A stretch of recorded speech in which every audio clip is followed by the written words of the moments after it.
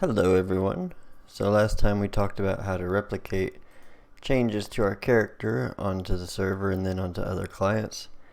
So let's continue on with that replication kind of thing, and I'm going to show you how to replicate like Boolean changes and stuff like that. So first thing we want to do is we're going to give our character a combat mode coming up. So in our character blueprint, wherever you got your base locomotion, blend space, and your player animation blueprint, I'm going to right click, go under animation, and I'm going to add a new blend space 1D for the man's skeleton. So make sure it says game man demo mesh, or whatever character you're using.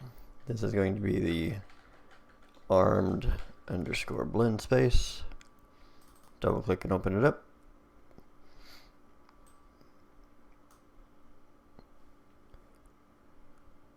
Oh, I did 1D, damn it. I meant to do blend space, just regular, not 1D. Alright, so I'm just gonna call it melee underscore blend space. Then I'll delete this one. Oops. Alright, so you want the regular blend space, not the 1D. That's my bad. So for our horizontal axis, this will be the direction. Minimum axis value is -180, maximum is 180. So just like we set up the other one, we'll make it snap to grid so that we can line it up on these little points.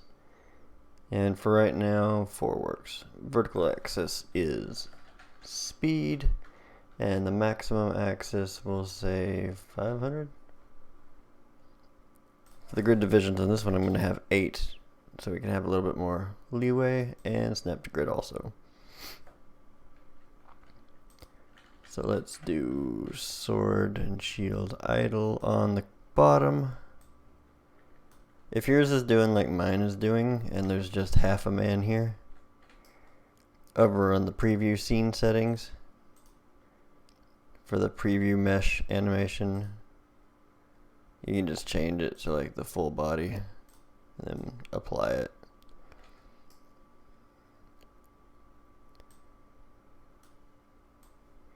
So we'll just drop these all along the bottom. Then we want sword and shield. Is this forward walk? Yes. Forward walk. Backwards walk.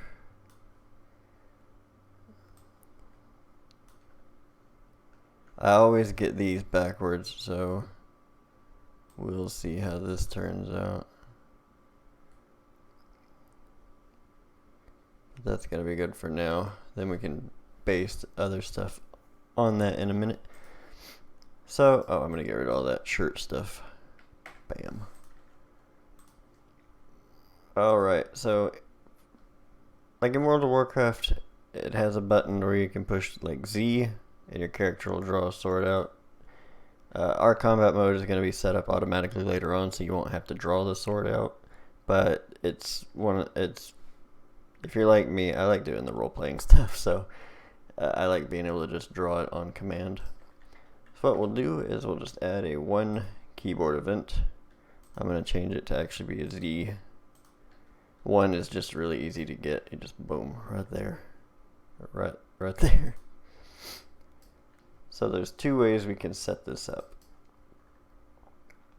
First one is going to be the simple way. I'm just going to call this B melee armed, which will be a Boolean. And then when Z is pressed, that is true. And when it's released, it's back to false. And this isn't going to do anything just yet, but if we go into our player animation blueprint, into our state machine, I'm going to add a new state called melee. And then from our event graph, we can get that Boolean, right click, promote to variable, should automatically be named. If not, give it a name you like. Compile that.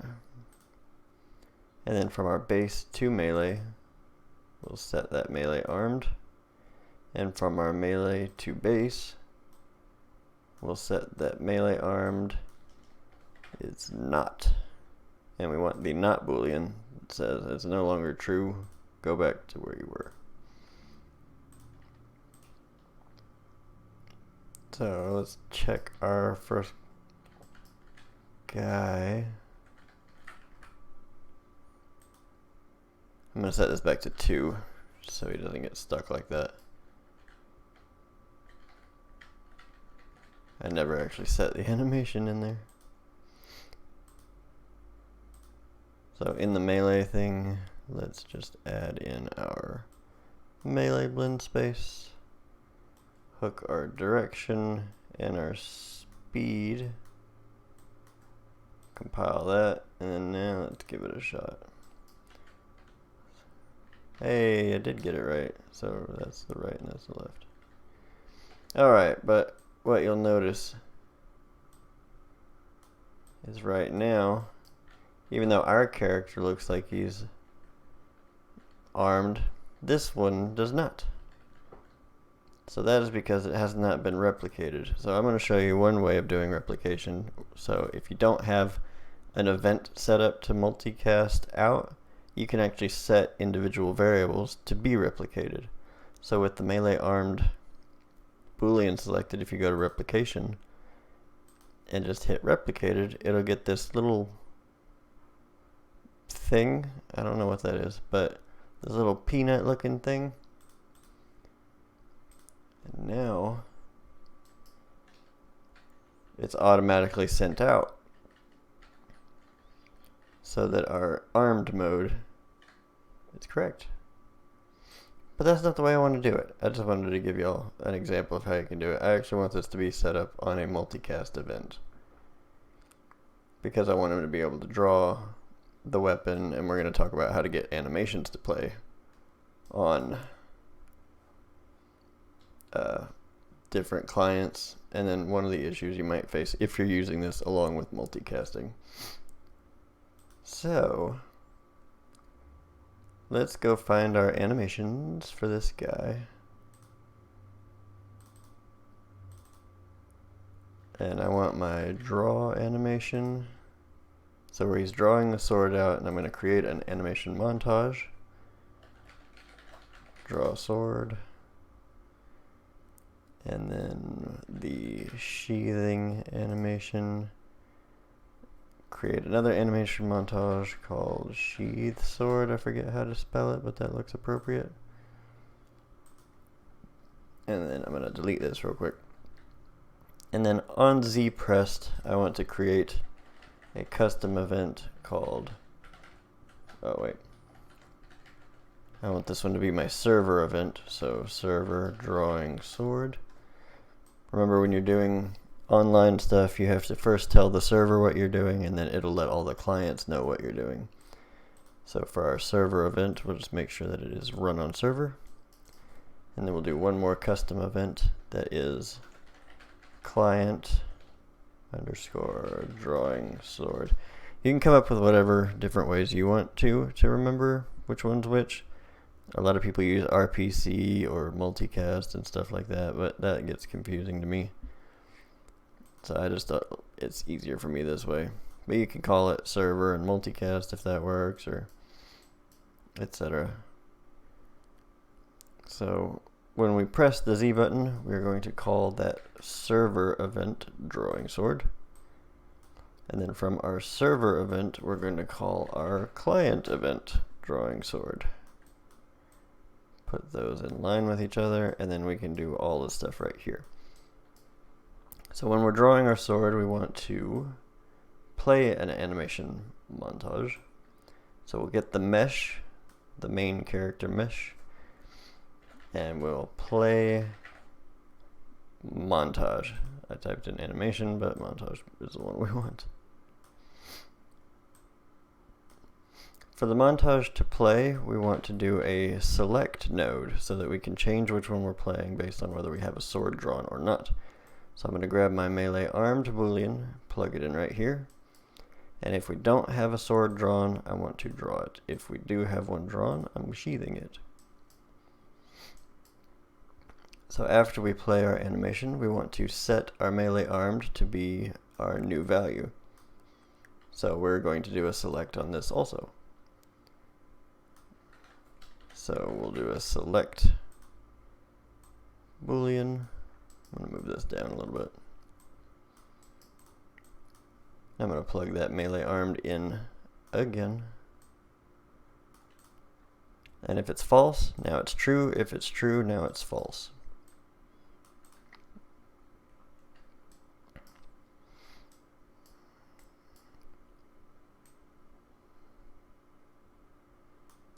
Alright, so I'm going to back this up just a little bit, because we want to add in a little failsafe so that if the animation's already playing, it doesn't try to play the next one.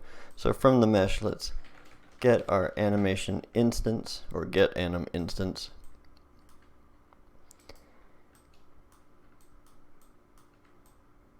Move that a little bit. And from that we can see if is any montage playing. Add a branch, back that thing up, and if it's false, then we play our montage. But if it is, then we don't want to do anything.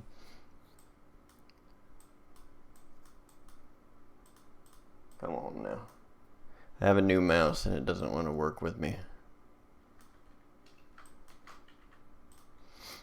Alright, so let's take a look at this real quick.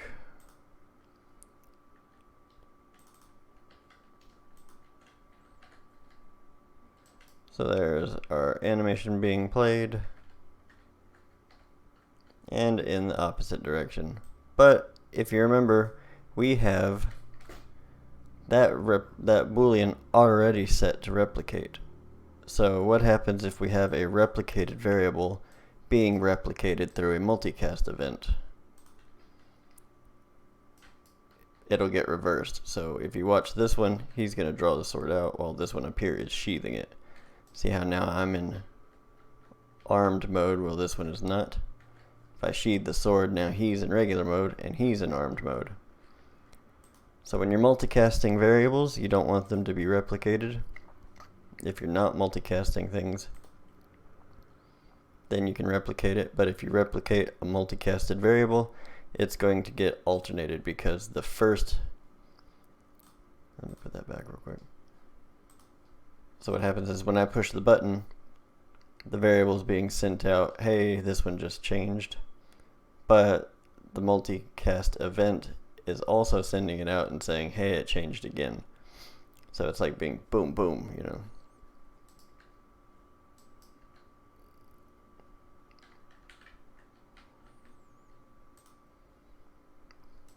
But if we switch this to none and let it just be replicated through our client event,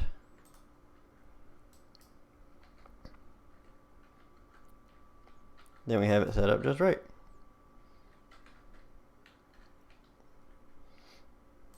So let's finish off our animation this thing, blend space. That's the word. So this is strafe 3. Strafe 3, he's moving left on the camera. 13, that. Oh, that's the wrong one. Alright, you go over here. But no, you go up here. So that's strafe 2. I'm gonna put the little window right here so that when they're in this speed range, they're always in that animation. So that was strafe 3. Strafe 3. Okay, so top one is the one on the right, or bottom one's the one on the right. So bottom one is the one on the right. No, it's swapped. Alright, and then we want the backwards. That's already on the edges. So walk backwards,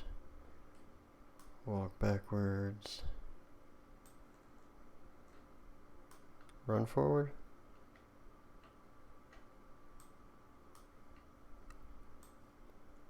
Walk forward, run backwards, and run backwards. All right.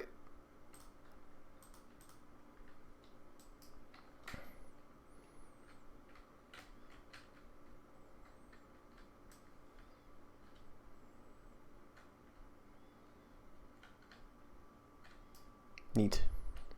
So let's fix this issue real quick also. So in our player animation blueprint, we'll just move this over. We're going to do blend by bool. And false is our melee blend space, because the boolean we're going to check is if we're jumping. And if we are, then we can just do our regular falling loop animation.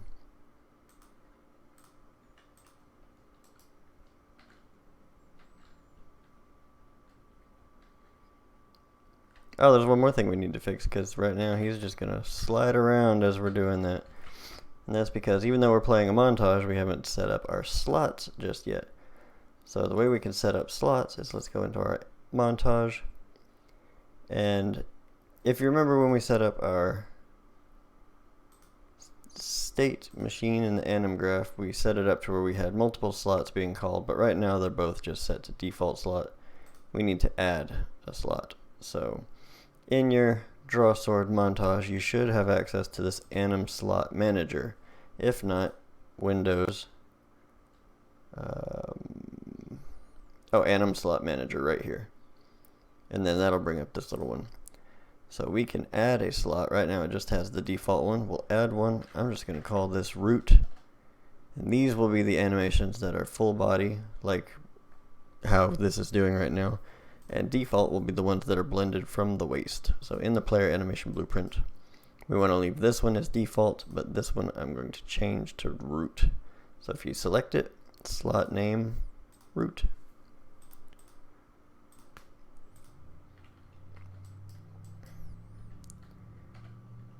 And now